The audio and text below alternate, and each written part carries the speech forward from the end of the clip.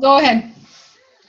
Hey guys, it is Kristen and Jillian here, and we are here to kind of talk to you about some of the things you feel like you're struggling with. This is our last week in the group, and we want to equip you with tips and tricks and tools so that if you decide to go out and do this on your own and live this lifestyle, that you have what you need to succeed moving forward. So we have a list of things we're going to cover really quickly, and we hope that this will be helpful for you. We've said this before, but just keep in mind that we are not experts when it comes to this stuff, but we have lived it. I've been a coach for quite a while now, and so is Jillian. And so we have that real life experience, and we know what's worked for us, and we know what's worked for some of our former challengers. So that's what we're here to share. Just woman to woman, like, here's what's worked for us. Okay, so sit back and listen, and then at the end, comment in the section below if you still have questions or still have things you aren't clear about. All right, so I'm going to kick it off with eating out. All right. When you're eating out, it is so important that you go into it with a plan, okay?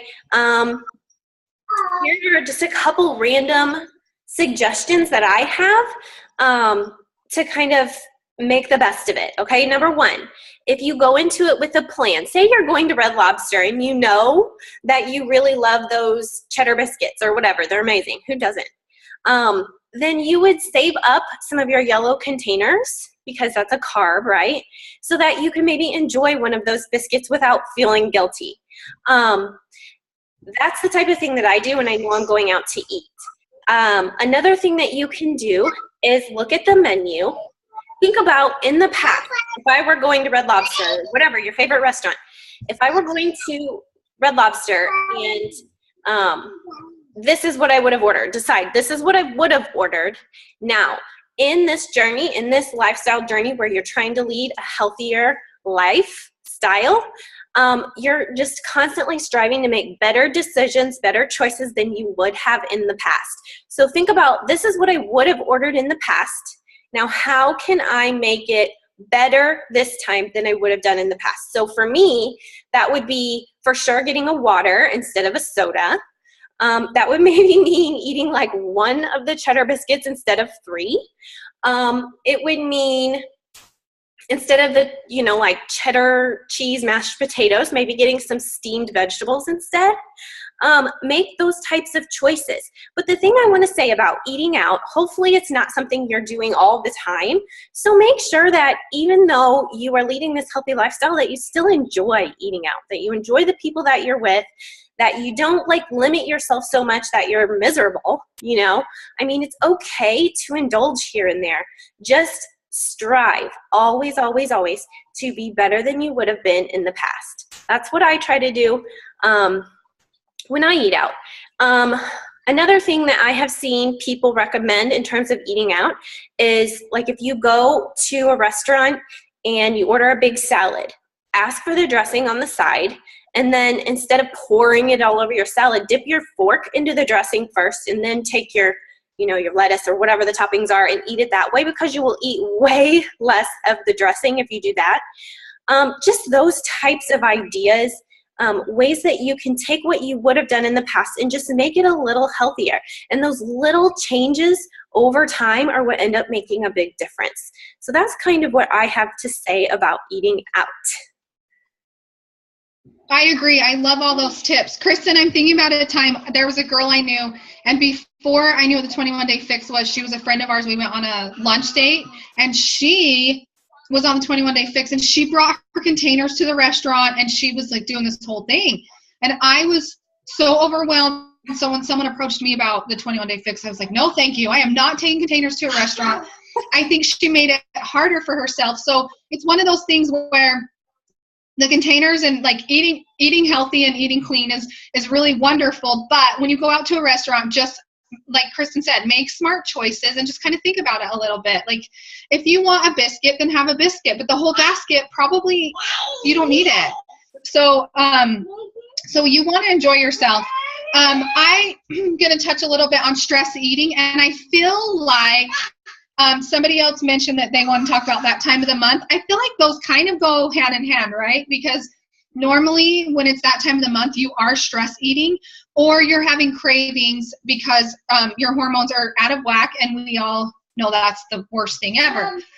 So I used to be a really big stress eater, and that is why I gained a lot of weight. I was huge on sugar. I don't know if you know this, I'm sure you do, but sugar has natural endorphins that can actually give you a high, and then you crash, and it can make you irritable and grumpy. It's so bad for you. So if you're stressed, the reason why you are stress eating is because you are you're looking for a quick fix. Your body is actually craving a chemical or something to raise up those endorphins.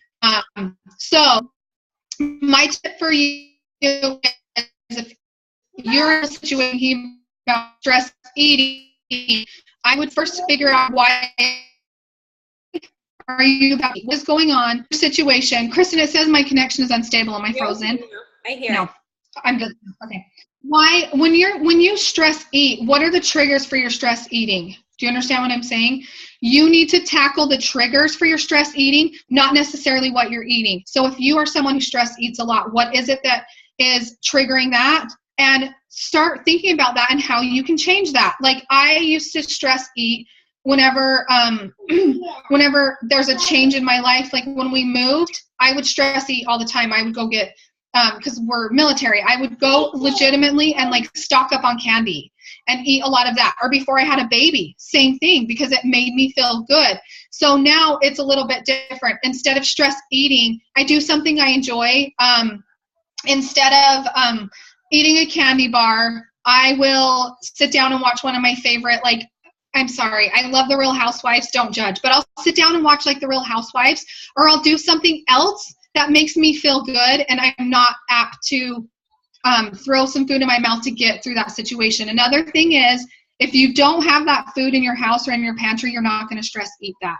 And what are some other things that you enjoy? If you like strawberries or watermelon or something sweet, stock your fridge with that if you know that there's situations coming on, or always have stuff like that in your house. So if there's no candy in your house, or there is nothing in your fridge or anything that you can stress eat, you're not going to eat it because it's not there. And so my points are, keep it out of your house. If you like treats, then make it a deal, make it an occasion. I love donuts. I go out for donuts. The second thing is find those trigger points. What's stressing you out? The next time it comes around. So start being aware of what's my biggest thing, is being self-aware of what my triggers are. And then when it's that time of the month, you know it's coming. Get everything out of your house that you are going to, and maybe, you know what, maybe that week if you're having a treat meal, have it be something that you crave while it's that time of the week. And so if I'm starting my cycle, I know that I like fruity gummy stuff, so I'll save that for Saturday instead of a donut, and I will keep that as my incentive through the whole week. Like, I'm going to be on point, even though I'm craving it, because I'm getting it on Saturday. So most of us know when that time is. It's not a shock. So prepare yourself by keeping the food house and rewarding yourself on a certain day of the week that week. That's what I say. Kristen, what do you have on that? Yeah, I love all of that, actually. I had one more thing that I wanted to add. So, well, first of all, I do think, like Jillian said, that it is all, so much of this, not just stress eating, but just living this healthy lifestyle in general, is planning ahead. You have to take the time to plan ahead and know yourself. Really take some time in reflection to figure out what those triggers are, and know yourself, and know, like, I don't keep soda in my house, because if it's in my house and I get stressed, I drink it. Like, I just can't not. So it's not in my house. But the other thing that I wanted to mention is that, like she said, your body, when you're stressed, is craving something to relieve that stress. And so one of my biggest suggestions is, you need to replace the food with something else that could relieve that stress. And for me, exercise relieves my stress like no other, especially certain types of exercise. Like, if I'm really stressed, I turn to yoga.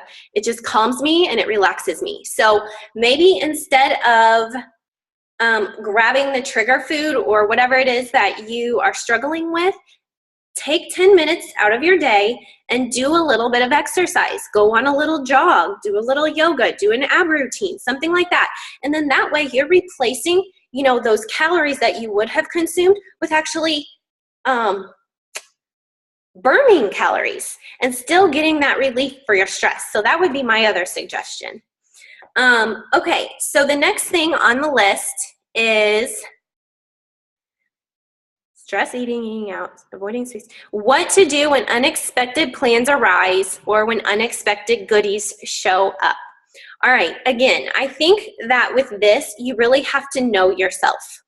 And it's kind of funny, like I don't even feel like I really knew myself really well in terms of some of these different things or areas until I started really focusing on living a healthier lifestyle. But I've come to know this about myself. If I have a cake in front of me and I really want a piece, if I tell myself I'm going to have just one bite and then walk away, it won't happen. Like it just won't happen. I know myself and I know that about myself. So it's important that you know yourself well. Are you the type of person that can have one bite and it kind of satisfies your sweet tooth and then you can move on? Or are you like me and if you eat one bite, you taste one bit of that goodness, you cannot control yourself and you cannot stop. Like literally, when my children ask me to make chocolate chip cookies, like that cookie dough is one of my biggest weaknesses. And if I have one like little bitty bite, I will eat half the bowl. And I'm not even kidding you. Like like something switches in my mind and I just don't care. And I just want to eat as much of it as possible. So I know that about myself. So what I do instead is I make all the cookies up and I eat the very last spoonful of cookie dough. Because I know if I eat it first, I'm going to eat the whole bowl. But if I wait and have that last spoonful, then I still, you know, get that little, my sweet tooth gets a little pleasure, I guess you could say. And I'm not then tempted to eat a ton more of it because it's all gone. So that's one strategy that I use.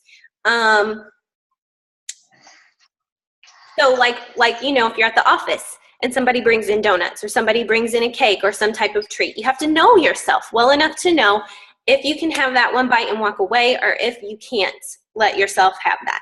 So, and honestly, like if I'm at a party and there's cake there, it is so much easier for me to just not have any at all than to try to do the one bite and be done. I just can't do it. So know yourself. That's the biggest thing. You know, and then the other thing I would recommend is just, you know, in the very beginning of this group, we asked you to dig deep and really figure out why you wanted to reach these goals. Like, okay, you want to lose 10 pounds. That's great. But why? Why do you want to lose the 10 pounds? Is it because, you know, whatever reason you came up with, it should be like something deep within that kind of moves you and is emotional. And so if you're in a situation where you're really tempted to go off your plan, then you got to go to that place, that emotional place where you really remember why it is you want this so bad. Because, you know, we can allow ourselves a little cheats here and there all day long, but that stuff adds up. So you got to go to that place where you remember why you really want this and keep that at the forefront of your mind so that when you are in those situations, you can turn those things down. Another thing that I will do is send that crap off to my husband's work. Like if somebody brings home, or like, you know, at Halloween time when they get all kinds of candy, I will let my kids have a few pieces. I might enjoy a few pieces and then I send that crap to my husband's office. Or if somebody brings us, you know, a batch of cookies, we'll all enjoy one or two and then send the rest off to his office. That's another something you could try. I think that's all I got, Jillian. What, do you have anything to say there? Well, as far as like unexpected plans arise, I was just thinking about like digging deep and what it is that you, why you started. And here's the thing with all of it. It's what you put into it, right? So I'm not going to know if you're cheating or if you're saying yes or no. And Kristen's not going to know and your coach isn't going to know, but you're going to know. I remember the first time. I'm a huge social eater. I like to go places and like enjoy and everything, and it used to be really bad. Like I would think about, I'm going to this thing, I wonder if they're going to have like a cake there. That would be awesome. A cheesecake or whatever. And there was like, I legitimately remember going to something and there was cupcakes, and I used to love cupcakes, and I was on probably my second round of the 21-day fix, and I told myself 21 days or 30 days, I can do this for 30 days. I might miss out on this like party, like food, but I am going to feel so much better in the end. So I went there and there was so much good food, and I said no. I think that I legitimately inside was doing the happy dance, and the sense of pride that I had for myself over the 50-second enjoyment that I would have that cupcake was so much more. So think about that. I'm telling you, when you say no to stuff like that, you feel like you're so awesome. You really do. You're like, I'm awesome. I just said no. Everybody's still friends with me. I'm still having fun. And I stayed on to what I was doing. And there's a sense of like pride in that, because you are doing what other people aren't. Everybody else is shoving their face. And it's okay if you do, but I'm just saying everybody else is. And you're saying no because you care about the goals that you made and the plans that you made. And also if you know you're getting ready to go somewhere, fill up before. Like last night we went to a thing and I knew they were having root beer floats, and I love root beer floats. So I filled up before, and I had water with me. So I was drinking the water. I wasn't hungry, so I wasn't craving anything. So it was easier to say no because I wasn't starving and also I'm going to post a list for you guys to have. If you are having cravings, it usually means your body is missing something. So, I think a lot of us have seen it. If you're craving sugar, it's because you're missing protein. And so you can have some almonds or like a little bit of protein or Shakeology. So I'll post that list that I have, and that can help you understand too. If you're having these odd cravings, it's because you're missing some type of nutrition, and you can fill that up and those cravings won't be there anymore. Right. Can I add so that's all. Yes. Okay.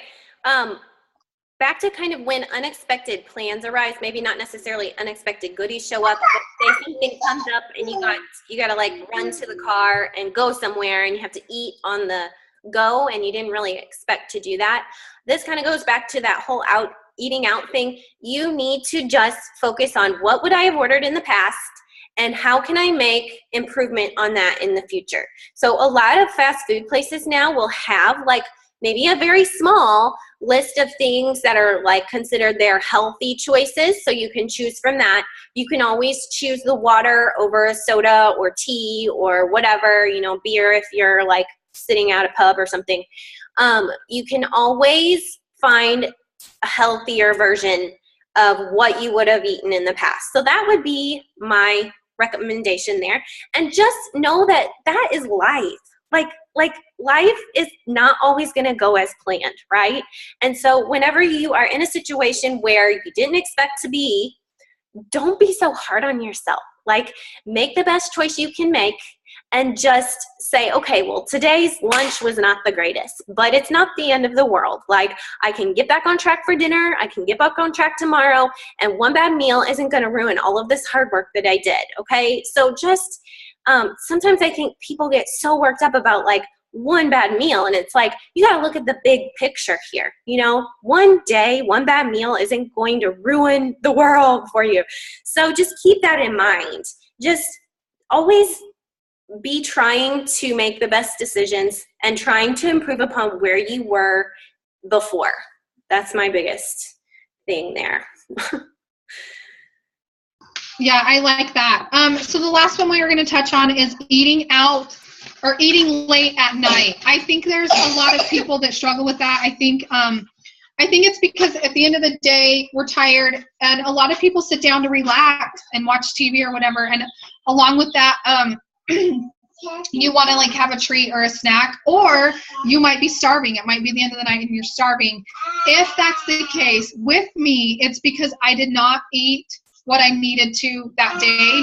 So I'm hungry at nighttime. If you are getting all your containers in and you're eating everything that you're supposed to, especially the protein throughout the day, you won't have those late night snacks or cravings. But if you do, something that I like to do is like cucumbers or apples, because they're crunchy and they fulfill that, they'll fill you up faster, and it gives you that satisfying feeling that you're looking for at late at night because you're crunching on that stuff. I know it sounds so weird, but like cucumbers or apples or almonds. Last night it was 9:30. I was starving. I had a banana and I went to bed because I knew that if I stayed up, and then I would start eating more and more. So if it's if you're up late, if you work a job late at night, or it keeps you up late, or you're just a night owl, if you're going to eat that late, have healthy snacks. Have healthy snacks around. I think that's my best. It's kind of same thing with everything else. Just have healthy stuff around to munch on. And I love apples and cucumbers because for some reason, or even that Skinny Pop, I like that. Yep. Because it tastes like popcorn. Or go to bed. I'm just kidding. Yeah, it's true. Sometimes I chug a glass of water. Sometimes when you feel hungry, it's really not hunger that you're feeling. It might feel like hunger, but it's really not. A lot of times you're dehydrated from the day and your body's really craving water. You're thirsty. Chug a big glass of water and then wait a little bit and see how you feel. Sometimes when it's like a weird time of the day and I'm starting to feel hungry and then I know I shouldn't be hungry, that's my go-to, is to chug a glass of water and see if that kind of satisfies me. And usually it does. I've read some research on how a lot of people mistake thirst for hunger. So consider that. Another thing that I will say, and this kind of ties in with late night eating and it kind of ties in with avoiding sweets, you really have to just test out some new, healthier snack options. I love ice cream, and so do my kids and husband. And my husband is the skinniest rail you've ever seen, and he eats and drinks whatever he wants. I mean, he eats what I prepare for dinner, so he gets, some nutrition in, but like nothing affects him. It's annoying. But anyway, so at night he's having ice cream and I'm like, oh, but I have found an alternative to ice cream that still kind of satisfies that sweet tooth for me, but is a much healthier option. So I'll have Greek yogurt and I will mix in some vanilla extract and some stevia, and then I'll put some granola in it and maybe a few dark chocolate chips. And so even though I'm not having the ice cream, it's kind of similar in that it's in a bowl and I'm eating it with a spoon and it's still sweet, So it kind of satisfies that sweet tooth without actually eating the ice cream. So find substitutes for those really bad cravings or those sweets that you always turn to that might be a healthier version of what you currently indulge in. If you're a Shakeology drinker, the chocolate, if you ever have made like the energy balls with those, it's like peanut butter, the chocolate Shakeology, oatmeal, honey, that might be it. And you just mix it all up together. Oh my God, they're amazing for your sweet tooth. So good. Still good for you. So good. I will caution you though, you will want like 10 of them. Yeah. It's a good alternative to like a cookie or something like that. So just be looking. And Pinterest is a great place to look for recipes, healthier versions of like your favorite snacks. So that would definitely be another thing that I would recommend for late night eating and for just trying to avoid those sweets in general. Another thing that Jillian mentioned, almonds. I love to eat almonds with a couple dark chocolate chips. It kind of like has that crunch plus the little bit of sweet. So that helps me. But I completely agree with everything that she said. I hope that this has been helpful for you guys. We, like I said, are no experts, but we've lived this for a while now, and we have that real life experience to be able to share with you. So like we said, comment below if you have any questions or you think of anything else that you are still struggling with, and then we will be here the rest of the week to kind of equip you and help you in terms of battling those struggles. Do you have anything else to say? No, I think that you guys are doing awesome. The check-ins are going great. I've learned a lot of from you guys. There's a lot of fun recipes and new ideas I've gotten. Like I said, I think you guys are doing great. And Kristen, I just want to really drive home what Kristen said, that as long as you're doing better than you were doing before, then you're doing awesome. You know, you don't have to be on point perfect all the time. Do your best. That's it. Do your best and you'll see results. Make sure that you are staying positive with yourself and just thinking positive thoughts and using this as a positive experience. I think that's it. So let us know, comment below any questions that you have for us. Yay! Thanks for watching. Yay.